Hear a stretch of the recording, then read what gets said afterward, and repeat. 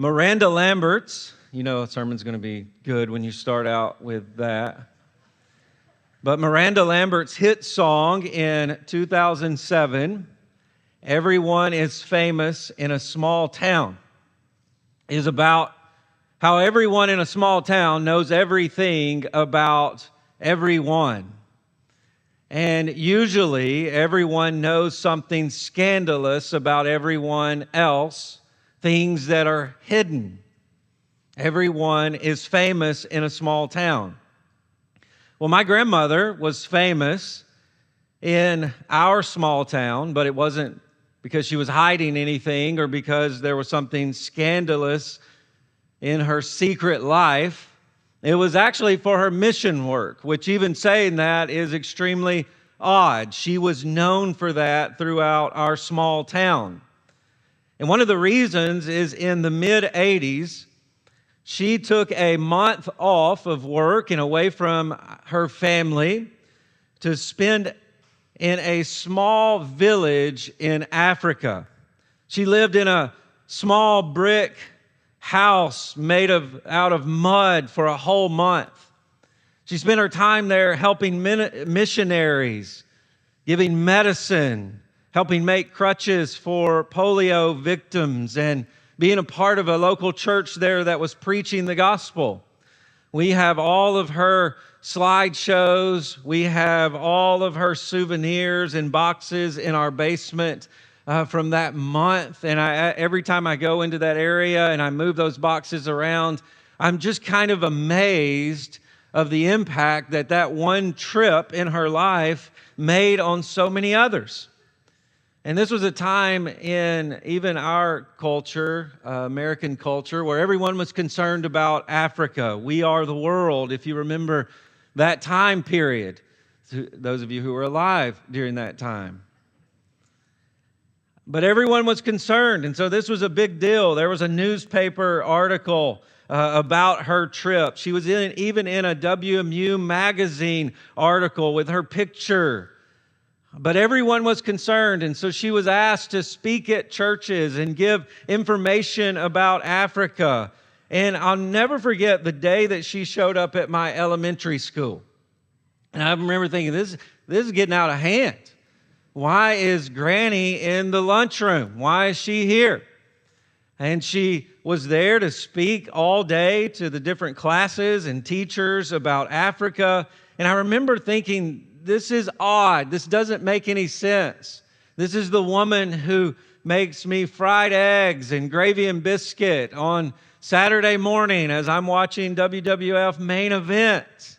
And here she is acting and talking like she knows some stuff, like she knows things about the world, that she knows things about Africa, and people are wanting to hear from her. And this became her life, and she was involved in all kinds of other mission work throughout her life. I even remember at my high school graduation standing with her, and friends of mine would come up and introduce themselves to my grandmother, and they would say, "Oh, I know you. You're the Africa lady. I know you. I know who you are." And then at her funeral, folks who just would remind me, "Yeah, she came to my church. Miss Katie came to my elementary class and talked about Africa." And I share her story, and I talk about my grandparents quite often because I want you to understand that it's not usually who we think makes the biggest impacts in the kingdom. It's not usually the conference speakers who advocate the best for mission work around the world. It's women who work at Teledyne and teach Mission Friends on Wednesday night. This is how God works, and it's not the way we think. We think if I'm going to change the world, I'm going to make a big impact, I've got to be famous in certain ways, I've got to be on the stage, I've got to be in the spotlight, and that is not at all the way in which God works. And we see that in Genesis chapter 24. The Lord is mentioned 17 times in this chapter. And so Genesis chapter 24 is about the Lord. And it is about the providence of the Lord. Now, often we think about the word providence and it's big theological word, but actually the word simply means God sees. And it's used to teach us that God is intimately involved in every detail of human history. He sees, He's involved, and He's accomplishing His purposes. He's engaged, He's ordering daily occurrences to fulfill all of His promises, to do everything He said He would do. And here in Genesis chapter 24, the main character isn't Abraham, and it's not Isaac, and it's not even Rebekah. It is Abraham's servant. And we see his name is not even mentioned. And yet he is the central character. And it's to prove a point that just a servant can be successful in God's story when he aligns his life with God's providence. Just a servant who aligns his life to all that God is doing in the world, His providence to do all He said He would do. And this is what we see in Genesis chapter 24. Notice verse 1. Now Abraham was old and well advanced in years. He was probably 140 years old at this time, and he is setting his affairs in order as he is preparing to die. But notice, and the Lord blessed Abraham in all things. Everything that God had promised to do was coming to pass for Abraham. He was blessed beyond measure materially. He has his son Isaac that God promised. We begin to see the promise of the land taking shape last week in a cemetery where he buries his wife. God has blessed him, and everyone knows it. And the story of Abraham centers around the promise that God will bless those who bless him and curse those who curse him. And so to know the providence of God, God's blessing, you have to be aligned with Abraham and God's faithfulness to him. But notice verse 2. Abraham said to his servant, the oldest of his household, his chief servant, who had charge of all that he had, put your hand under my thigh, that I may swear by the Lord, the God of heaven and the God of earth, that you will not take a wife for my son from the daughters of the Canaanites, among whom I dwell, but will go to my country and to my kinsmen and take a wife for my son Isaac. So at this point, Isaac doesn't have a wife. And so where are all these descendants going to come from? Well, Abraham knows they cannot come from the Canaanites. They are cursed. And so he commissions this servant to go back to Mesopotamia, where Abraham is from, to his kinsmen, to the land of Ur, and find Isaac a wife. And he calls on him to make an oath here. And this is a very strange way to make an oath. Be glad that we do handshakes and sign papers and raise our right hand, that we do not take oaths this way. But the way in which the oath was taken was to remember the promise and the sign of the covenant. And I'll let you do your research more on that topic. But verse 5, the servant said to him, perhaps the woman may not be willing to follow me to this land, back to the land of Canaan. Must I take your son to the land in which she came? And Abraham said, no. See to it that you do not take my son back there. Isaac cannot go back there. God has promised this land. And then notice verse 7. And the Lord, the God of heaven, who took me from my father's house and from the land of my kindred, who spoke to me and swore to me, to your offspring I will give this land. He will send his angel before you, and you shall take a wife from my son from there. But if the woman is not willing to follow you, then you will be free of my oath. Only you must not take my son back there. Now notice something here. Remember Abraham's first words in Genesis? They were a lie to a Pharaoh. because he doubted the promise of God. Abraham's last words are going to be words of faith that God is going to do what he said for Isaac. And here he is reassuring this servant of God's promise, God's faithfulness to him. So we see verse 9, the servant makes the oath and sets off. But the first thing we see in this chapter is that success as servants of God must be rooted in God's faithfulness. Notice his commitment is rooted in this promise that Abraham reiterates here. But we know that God's faithfulness to Abraham is just a subplot in the overall story of the Bible. The Bible is about God's faithfulness to Jesus. All of God's promises are ultimately fulfilled in Jesus. Jesus is Abraham's great, I think that's enough greats, I'm not sure, great grandson. And he receives all that God promised to Abraham. And yet he is the only one in the story who can then turn around and provide all of Abraham's promises to Abraham's descendants. And Abraham's descendants are those who by faith, not of a certain ethnicity, who by faith believe in Jesus, who believe they will be blessed in Jesus by blessing Him through trusting in Him and not cursed by rejecting Him. So when we read this, we understand that our success as servants of God must be rooted in God's faithfulness to Jesus.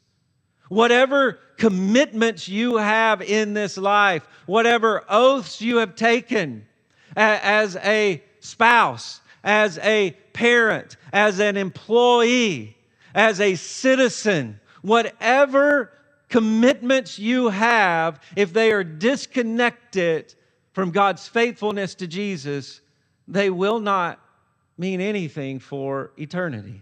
And so you, as one before God today, you have to ask the question, how does all of my life and all of the things I am committed to fit in God's story to do everything He has promised to do for Jesus? God has raised Jesus from the dead. He has seated Him at His right hand. He is ruling. He is reigning. He will gather His church from the nations. That is the story of the Bible and God's faithfulness. You've got to ask the question today, how does my life fit in that story?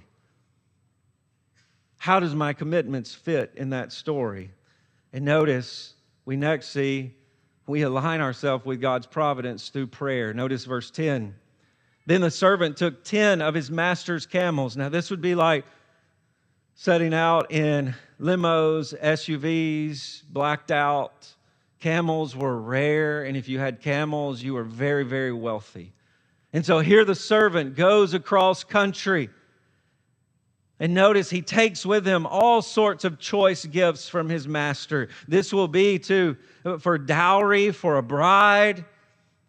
And notice, and he arose and went. And there's just emphasis here. He departed, he arose and went to Mesopotamia, to the city of Nahor. He is obeying here. He is committed to this task. And then he made the camels kneel down outside of the city by the well of water. This is where everyone would go to get water for themselves, for their animals. And it was in the evening, the time when women go out to draw water. This would have been the task, mostly even of single women. They would go out and provide water for their households, the daughters of households. And notice what he does, verse 12, as we read earlier. He prays. How is he going to align his mission to God's providence? He prays. And he says, God of my master Abraham. Notice the way in which he prays. This is about your faithfulness to Abraham. He says, grant me success today and show steadfast love to my master Abraham. Notice how his prayer is other-centered. This isn't about me. You haven't promised to do anything for me, but you have promised to show steadfast love to Abraham. So the way in which I will be successful today is if you bless Abraham in providing his son a wife. And notice he continues, behold, I am standing by the spring of water. And the daughters of men of the city, they are coming out to draw water. Let the young woman whom I shall say, please let down your jar of water that I may drink. And who shall say, drink, and I will water your camels. Let her be the one whom you have appointed for your servant Isaac. And he says, by this I shall know that you have sworn your steadfast love to my master. Now, this is not a way to determine God's will in your life.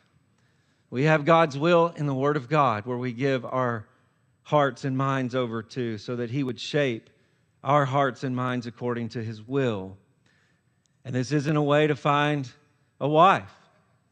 Single guys, don't send your buddy to Chick-fil-A this week, and the first young lady that offers to refill his drink, that's who he should ask to marry you. Don't do that.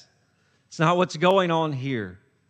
It's actually not mystical at all. If you notice, his prayer is that in the ordinary, routine, daily events of watering camels, God might provide a wife for Isaac. That in the ordinary, in the routine, I would see your providence unfold. God, help me to see it. This is the way it should unfold. In this ordinary way, a woman is going to come out and she's going to ask, can I give you some water? And I'm going to ask for water. And then she's going to say, and by the way, can I water your camels? That was probably going to happen anyway. And he says, just make it obvious when this happens that this is the one. But we see here that his success in aligning his life to the promises of God is seen in his prayer.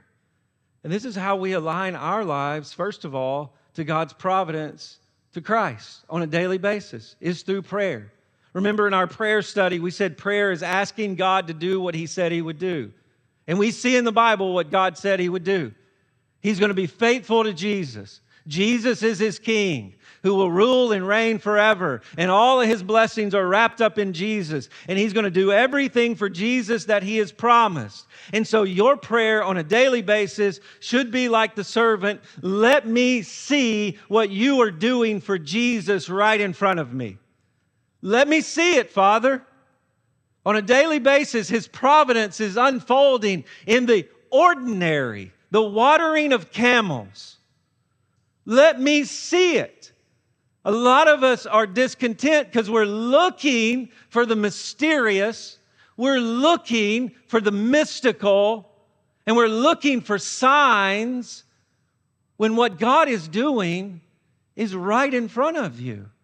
And so you pray, Jesus, let me see your providence unfold on this drive to work, this time that I have with my kids as we go to school, in the car, in the checkout line, in the contractor's meeting, in the break room, at the game, at the gym, in the backyard when I'm playing with my grandkids. God, today, let me see your providence unfold before me. Let me see what you are doing for Jesus right in front of me in all of these ordinary ways. This must be the prayer of your life every morning. Help me see your faithfulness to Jesus as you are gathering for Him a bride right in front of me.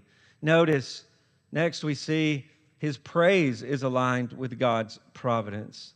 Before he had finished speaking, now that is a way in which the text just thunders in. He's praying, and all of a sudden God's providence shows up. And notice, behold, Rebekah, who was born of Bethuel, the son of Milcah, the wife of Nahor, Abraham's brother. This would have been Isaac's second cousin. This is just kind of how things worked out at this time. But this is his own kinsman. This is exactly what Abraham wanted, what he is praying for. And she comes out with her water jar on her shoulder. And the young woman was very attractive. Okay. He realizes, okay, this is different. This is unique. Not that there weren't other attractive women, but he notices her appearance. And she was a maiden whom no man had known. And she went down to the spring and filled her jar and came up. Then the servant ran to meet her and said, again, remember what he prayed, please give me a little water to drink from your jar. And she said, drink, my lord. And she quickly let down her jar upon her hand and gave him a drink. And when she had finished giving him a drink, she said, I will draw water for your camels until they have finished drinking. So she quickly emptied her jar into the trough and ran again to the well to draw water. And she drew for all his camels. And the man gazed at her in silence to learn whether the Lord had prospered his journey or not. And we're saying, yeah, of course he did. All of the ordinariness that you prayed for is right in front of you. But here we see she's attractive, but she's also very hospitable, and she's gritty. Camels would drink over 25 gallons of water. And so she spent a long time having to provide water for them. And he watches and he sees. He sees her work ethic. He sees her hospitality. And she stands out. And so he knows this is her. And so when the camels had finished drinking, the man took a gold ring weighing a half a shekel and 2 bracelets for her arms weighing 10 gold shekels and said, please tell me whose daughter you are. Is there room in your father's house for us to spend the night? And she tells him who she is. And then she makes it clear that in her father's house there are rooms for them to spend the night. But notice how the section ends, verse 26. The man bowed his head and worshiped the Lord. Blessed be the Lord, the God of my master, who has not forsaken, notice, his steadfast love and faithfulness toward my master. As for me, the Lord has led me in this way to the house of my master's kinsman. Now, notice, he has been praying to be used by the Lord in this way, praying to see it, and when it unfolds, he praises God. It's just natural that if you're connected to God's purposes in the world and you are praying to be used and you're praying for Jesus' kingdom to come and you're praying for those things, when you see it, you will praise God for it. And so your praise is aligned with God's providence. And this should be a part of your life. This should be the aroma of your life, looking around and seeing all that God is doing and thanking God for it, and thanking God that He would use you in the ordinariness to accomplish His purposes. One of the reasons some of us are so miserable is because we are looking for God's purposes in the news. And you're scared, and you're fearful, and you're miserable because you ain't going to find it there. You're not going to find it. You're not going to find Jesus accomplishing His purposes in those clear ways in the news. He will use those things for His glory. But all of us here today have a very clear window into how and where God is being faithful to Jesus. You can see it. Instead of looking elsewhere, look around. You see God's faithfulness here in Ashland Kids. There are children whose their lives are being transformed and taken in a different direction right now. In Awana, as they hide God's Word in their heart. 2 weeks ago in VBS, as we just saturated kids with the gospel and we showed them how great the kingdom of Christ is, and their lives are being transformed. As we see students discipled in our Ashland student ministry so well and so faithfully, their hearts and their minds are being latched to the promises of God. As we send out young adults around the world for the sake of the gospel. As folks who find themselves right now in a unique season of singleness. Some of them have never been married. Some of them have been divorced. And some of them are widowed. And you know what they're doing? They're using that season in their life for the sake of the gospel to disciple others. That's how the kingdom unfolds. There you see it right there. Instead of in the conference, in the movement, in the big ways, no, you see it all around you. You see God's faithfulness to Jesus as couples in this congregation give themselves over to live out the gospel in their marriages, as they invest in their children, as they raise them in the fear and admonition of the Lord so that generations would follow Jesus. You see it as that seasoned adult, if you were here last week, finds themselves in assisted living. And they cling to the gospel to the very end. And they can't leave the room for months. But nurses, family, and people all around hear of the gospel that they are clinging to, even in the face of death. That's how the kingdom moves. That's God's faithfulness to Jesus right in front of you. I wonder this. Do you spend time praising God for those things? Or do you spend more time worrying, just fretting, full of anxiety? What's going to happen in the election? What's going to happen here? Oh, I get to see what Jesus is doing clearly right in front of me in the people of God who are living out His faithful providence on a daily basis. But notice next, we see undistracted witness. The servant ends up at Rebekah's home. Her brother Laban meets him, realizes that he has great wealth, and I'm going to start summarizing and skipping. And in verse 31, he says, "Come in, O blessed of the Lord. Why do you stand outside? For I have prepared the house and a place for camels." He has heard how wealthy Abraham is. Now Abraham's servant is there, has met his sister. He says, "Come on in. We'll show you great hospitality." And they put the camels in the barn, wash their feet, which was a custom. They have a meal together. And then he begins to ask, so what is going on? And notice verse 33. Then the food was set before him, speaking of the servant. But the servant said, "I will not eat." Now that is extremely disrespectful. There's a lot of hoopla going on. We know who you are. We want to be blessed by you. Sit down and eat. Take care of your camels. Let's wash your feet. Let's give you some food. And he says, "I can't eat. I have to tell you why I'm here."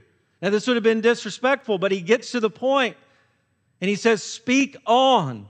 And then we see in the next section how the story is retold. And for time, I'm not going to do that today. But beginning in verse 34, we see all of the events retold. And they're retold in great detail. And if you're reading through, you go, why is he spending all? We already know all that happened. But there's a point in the detail. And it's that God was providentially ordering every detail to lead this servant to Rebekah and to this home. This is something God has done in His providence, down to every little detail. And we'll pick up in verse 48. He ends his witness this way. "Then I bowed my head after I had found Rebekah and worshiped the Lord and blessed the Lord." Again, I had prayed for this. God fulfilled His word to Abraham in my presence, and so I praised Him, the Master, my Master's Lord, who led me by the right way to take the daughter of my Master's kinsman from his son.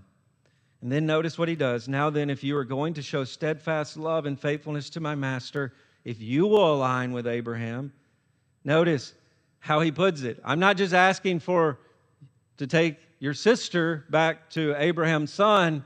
In doing so, you are blessing Abraham. You are aligning with Abraham. You are giving yourself over to God's faithfulness to Abraham in this way. And so he presses him. "Tell me. If not, tell me that I may turn to the right or to the left. If you're not going to give your sister's hand over to Isaac, tell me now. If you're not going to bless Abraham in this way, tell me now." And then Laban and Bethuel, the father is there at this point. The son seems to be speaking, doing the negotiations. But they both say, this thing has come from the Lord. We cannot speak to you bad or good. God has done this. There's no decision on our part. God has already decided through these ordinary events that you have retold. Then verse 51, but behold, Rebekah before you, you take her and you go, and let her be the wife of your master's son, as the Lord has spoken. Notice, as the Lord has spoken. Through the ordinary events, God has spoken. In His providence, He has ordered these things. This is His will. And when Abraham's servant heard their words, he bowed himself to the earth before the Lord. Now, it seems good at this moment. Everything's working out. Negotiations are good. Rebekah's going to go back with the servant to be married to Isaac. Deal done. Except 53. The servant brought out jewelry and silver and gold and garments and gave them to Rebekah. He also gave to her brother and her mother costly ornaments. And so this is what I'm here for. This is the dowry, the payment for the bride. And now everyone's getting gifts. Even the brother, emphasis on the brother here, has received costly treasures, gifts. And he and the men who were with him, they ate and drank, and they spent the night there. And when they arose in the morning, the servant said, send me away to my master. But notice what has happened, verse 55. Her brother and her mother said, let the young woman remain with us a while. At least 10 days after that she may go. What has happened? All of a sudden, all these gifts have come out. All of a sudden, the treasures are out. They spent a night eating and drinking together. They've had time to sleep on it. We can get more out of this deal than we've already gotten. Let her stay a little bit longer, and maybe 10 days, 10 nights full of gifts, full of blessings. Let her stay. But notice the servant again, he has been intent on speaking, and now he is intent on accomplishing his mission. He said to them, do not delay me. Since the Lord has prospered my way, send me away that I may go to my master. You just said this was the Lord's doing. You just said this is the Lord's will. Why are you distracted now? I will not be distracted. I will accomplish my mission. And they said, let us call the young woman and ask her. Now, this would have been odd. This wouldn't have happened this way. She would have really had no say in this. And so again, he's stalling. There is a distraction with Laban, and we feel the tension. Is the story going to move away from Abraham's story? God's blessing to Abraham. And so they bring Rebekah down and they say, will you go with this man? And she says, I will go. And in all this, we see the servant's witness. Remember, he is witnessing God's faithfulness to Abraham. And what is he doing with Rebekah? What is he doing with Laban and Rebekah's family? He is calling them to align with Abraham. Now, for them, it means giving their daughter, their sister away. But he's being very clear. This comes down to Abraham. The Lord is doing all of this for Abraham. Will you align with God's purposes to Abraham? And as we said in the beginning, that is what Genesis is about. You receive blessing when you align with Abraham and his story. You are cursed if you set yourself apart from Abraham. And we see an undistracted witness. No, I'm going to speak. I'm going to tell you why I'm here. I'm not even going to be distracted by your food. And then I'm not going to be distracted by your ploy for more wealth. I'm going to be focused. You must align with Abraham. Here is the decision. Will you go? And she says, yes, I will go. It's the same thing that Jesus calls to us. Follow me. Follow me. Align with me. Identify with me. And I wonder today if in your heart you say, I will follow. Wherever he leads, I will go. That's what's going on here. That's where blessing is found. But the emphasis is on the servant's witness. And I think it's so important for us today to be reminded to not be distracted. To not be distracted with our witness. We live in a world where everyone is picking a side. And we make at one side versus the other side, and we got to figure out which is good or bad, right or wrong. Listen, the world doesn't define which side is right or wrong or who wins in the end. There is only one side, and his name is Jesus, and he is King. And the question for you today is, will you align with Jesus? That is my witness to you today. Will you align your life with Jesus, no matter how else it lines up? Because God's blessings are only found in Jesus. And just like the servant says here, God's blessings were only found in Abraham. If you do not align with Jesus, you will be cursed. And we've got to get used to this pointed, compassionate, clear, compelling, evangelistic witness in our life. Because we have been so fooled into thinking that our life is about picking which sports team we're going to cheer for when it comes to what's going on in the world. I'm for this party, I'm for this party, and it's okay, that's fine. You need to pick, when it comes to politics, things that line up with your Christian faith. But do not confuse that for your Christian witness. Do not. We are called to look people in the eye and call them to follow the Lord Jesus Christ. And to tell them if they do not identify with God's King, they will spend eternity in hell. When is the last time that you've done that? When's the last time you've had an undistracted witness in your own life? Maybe you're talking with your neighbor. He comes over and you're just interacting. When is the last time you've just stopped and said, let me tell you about Jesus? And just kind of broke through the niceties. Because the niceties can distract us from what's really at stake. And it is God's blessing that is found in His providence to Christ. Then we see how this story ends. Rebekah and her entourage, they leave home. They leave home and the family's singing. They're singing songs about her being blessed. But if you'll notice, the songs fold right into things that God has said about Abraham. And so she is being folded into his story as she leaves home. But notice verse 62. We see how our lives are to be identified with God's faithful providence. Notice now Isaac. What's interesting in Genesis here is Abraham is no longer mentioned in this chapter. And then the next chapter we see that he dies. His story is coming to a close. And now it's going to be about Isaac. And so where is Isaac? Well, it's a place that we know well, Beer Lahai Roi, which was a well in Negeb, which is a wilderness. Now, we remember this from the story of Hagar, who was cast out. And yet there she realizes God sees. God is for her.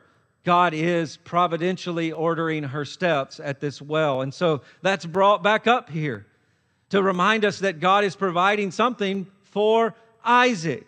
Notice verse 63. What had Isaac had been doing? He was out to meditate in the field toward the evening.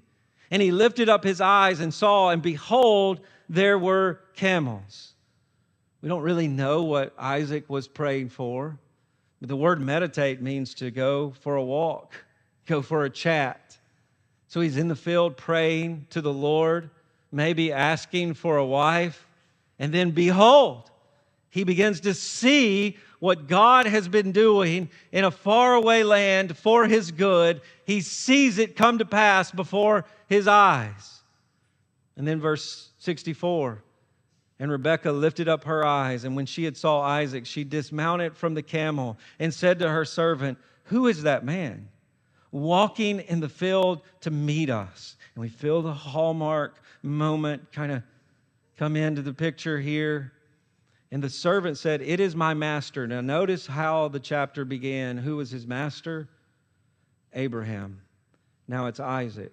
His loyalty is to Isaac. God's faithfulness has moved to fulfilling all that he promises now to Isaac, who becomes the central figure.